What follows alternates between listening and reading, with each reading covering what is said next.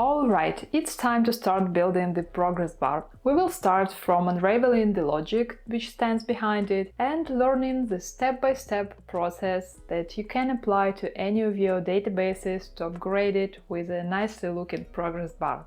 The progress bar visually indicates how close you are to reaching a specific milestone. Depending on your context, this could represent completed tasks in your projects, expenses from a budget, or any other measurable goal. And what is universal here is that the top point represents 100% of something.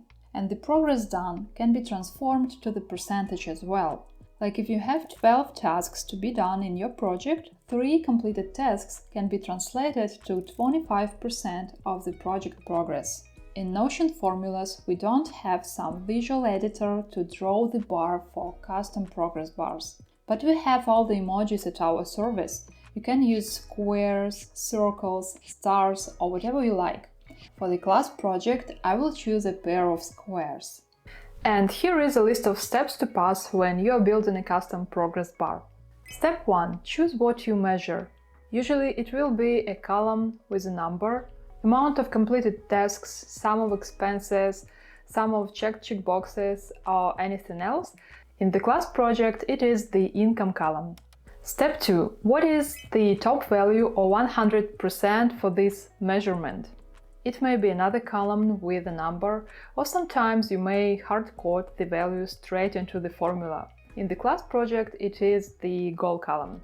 Step 3. Decide the bar length. The easy one. The longer the bar, the more detailed is the visualization. Standard length is 10 squares or other emoji of your choice, but for the class project I will use 20 as the bar length.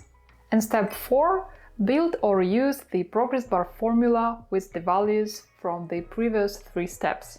Okay, as you can see, the first 3 steps are quite simple, we figured them out already, and in the rest of this class we'll take care of the 4th step, building the progress bar formula. And the beautiful thing here is that we will build the formula once and you can reuse it for any of your databases whenever you need it. And thus upgrading your database with a progress bar will become a minute-long task. And in the next lesson we will take a closer look at what are the formulas in Notion.